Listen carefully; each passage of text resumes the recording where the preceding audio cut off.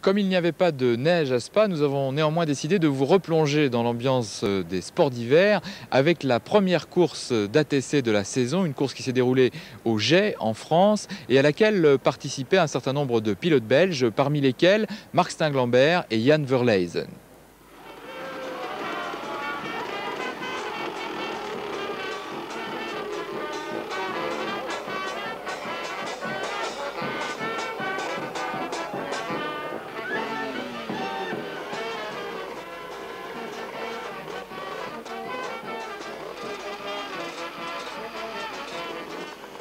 Orchestre, flonflon et 104 motards frigorifiés étaient présents il y a quelques jours dans la station de ski des Jais en Haute-Savoie.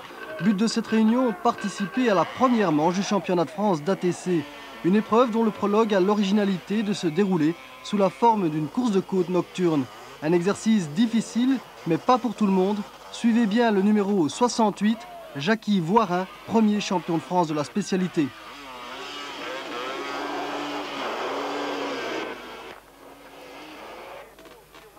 Et malgré que l'on soit en France, il y a deux Belges au départ, Marc Stinglambert et notre champion Jan Verleijzen. Pour eux, la neige est un handicap majeur et ils vont rapidement rejoindre les rangs des maladroits.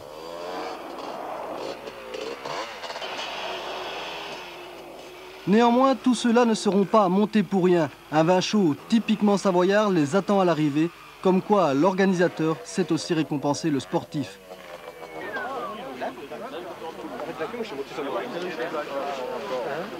Le lendemain, les choses sérieuses commencent avec les éliminatoires. Les courses se succèdent rapidement et seule une trentaine de pilotes participeront au final du championnat de France. Mais avant d'en arriver là, jugeons plutôt du matériel utilisé. Il y a les trikes et il y a les quads.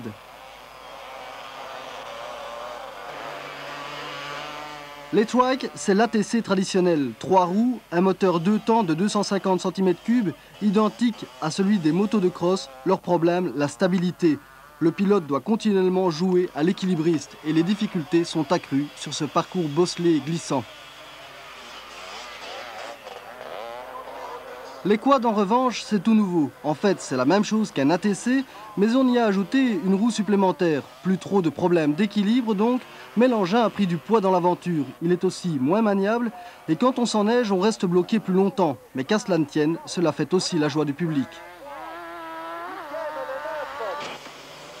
Car cette épreuve des Jais a récolté un franc succès populaire. Le départ en ligne, les enneigements, les chutes nous ont fait penser à une autre course qui se déroule dans le département du Pas-de-Calais.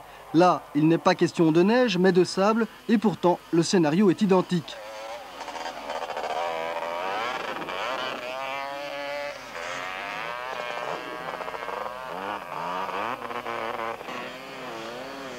En découvrant ces images d'embouteillage, l'ATC des neiges ressemble étrangement à l'enduro du Touquet.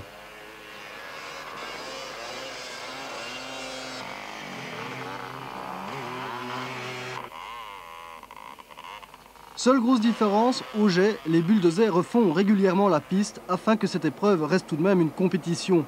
Un coup de bully et on enlève le surplus de neige, les courses peuvent repartir.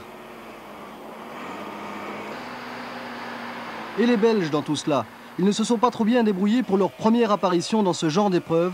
La neige ne leur avait jamais servi qu'à skier. On roule beaucoup dans nos pays, dans le sable et dans la terre, sur la terre, mais on n'a jamais roulé dans la neige. Alors on est venu s'affronter à tous ces pilotes français et suisses qui sont plus habitués que nous. C'est vrai qu'il faut une certaine habitude pour piloter ces engins dans de telles conditions. Se déhancher pour ne pas tomber et garder la motricité sur les roues arrière sont les mots d'ordre de ce type de pilotage.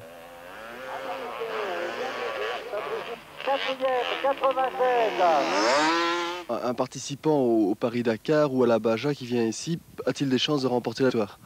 Non, je ne crois pas, parce qu'il faut vraiment avoir beaucoup roulé pour maîtriser la technique de pilotage. Il faut piloter tout en finesse, alors que l'ATC sur des pistes comme au Dakar ou à la Baja ou d'autres rallyes demande un pilotage plutôt en force. Ici, c'est vraiment en douceur, en finesse, parce que sinon on part en travers, en tête à queue très facilement.